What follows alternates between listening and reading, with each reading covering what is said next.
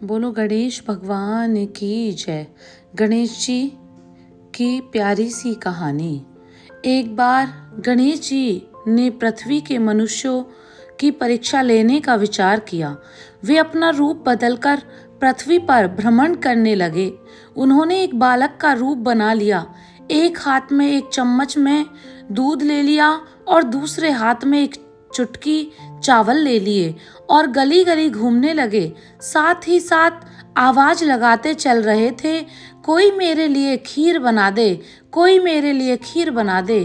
कोई भी उन पर ध्यान नहीं दे रहा था, बल्कि लोग उन पर हंस रहे थे। वे लगातार एक गांव के बाद दूसरे गांव इसी तरह चक्कर लगाते हुए पुकारते रहे, पर कोई खीर बनाने के लिए तैयार नहीं था। सुबह से शाम हो गई, गणेश जी लगातार घूमते रहे। एक बुढ़िया थी, शाम के वक्त अपनी झोपड़ी के बाहर बैठी हुई थी। तभी गणेश जी वहां से पुकारते हुए निकले कि कोई मेरी खीर बना दे, कोई मेरी खीर बना दे। बुढ़िया बहुत कोमल हृदय वाली स्त्री थी। उसने कहा, बेटा मैं तेरी खीर बना देती हूँ। गणेश जी ने कहा, माई अपने घर में से दूध और चावल लेने के लिए बर्तन ले आओ।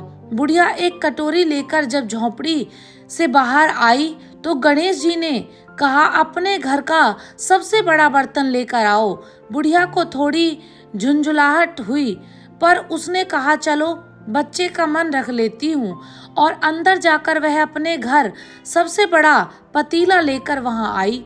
गणेश जी ने चम्मच में से दूध पतीले में उड़ेलना शुरू किया। तब बुढ़िया के आश्चर्य की सीमा न रही जब उसने देखा दूध से पूरा पतीला भर गया है। एक के बाद वह एक बर्तन झोपड़ी से बाहर लाती गई और उसमें गणेश जी दूध भरते चले गए। इस तरह से घर के सारे बर्तन दूध से लबालब भर गए।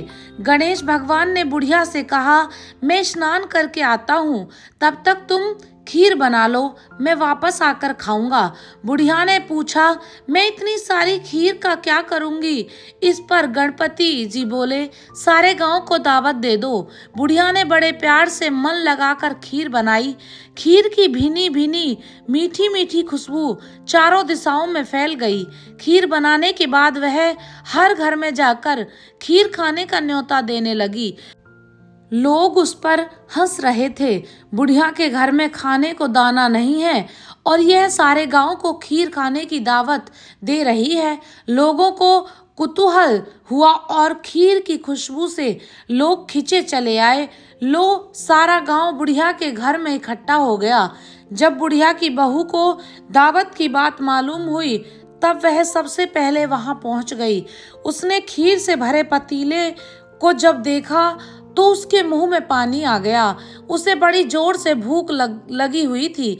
उसने एक कटोरी में खीर निकाली और दरवाजे के पीछे बैठकर खाने की तैयारी करने लगी। इसी बीच एक छींटा गिर गया और गणपति जी को भोग लग गया और वो प्रसन्न हो गए। अब पूरे गांव को खाने की दावत देकर बुढ़िया वहां से वापस अपने घर आई तो उसने देखा बालक वापस आ गया था। बुढ़िया ने कहा, बेटा खीर तैयार है, भोग लगा लो। गणपति जी बोले, माँ भोग तो लग चुका है, मेरा पेट पूरी तरह से भर गया है, मैं तृप्त हूँ, अब तू खा, अपने परिवार और गांव वालों को खिला। बुढ़िया ने कहा, यह तो बहुत ज्यादा है, सबका पेट भर जाएगा, इसके बाद भी यह बच जाएगी, उस बची खीर का मैं क्या करूंगी? इस पर गणेश जी बोले, उस बची खीर को रात में अपने घर के चारों कोनों में रख देना। और बुढ़िया ने ऐसा ही किया। जब सारा गांव जी भरकर खीर खा चुका, तब भी ढेर सारी खीर बच गई। उसने उसके पात्रों को अपने घर के चारों तरफ रख दिया। सुबह उठकर उसने क्या देखा, पतीलों में खीर के स्थान पर हीरे जवाहरात और मोती भर गए हैं। वह बहुत खुश हुई, उसकी सारी दरिद्रता दूर हो गई और वह आराम से रहने लगी।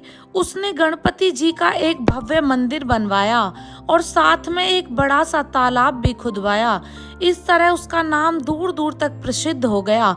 उस जगह वार्षिक मेले लगने लगे।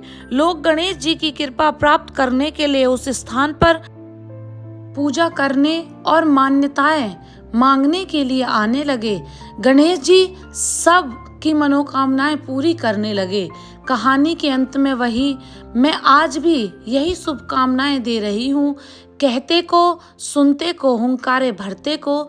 जैसी कृपा गणेश भगवान ने बुढ़िया पर की वैसी कृपा हम सब पर करना, हम सब पर करना। जय श्री गणेश, जय श्री गणेश।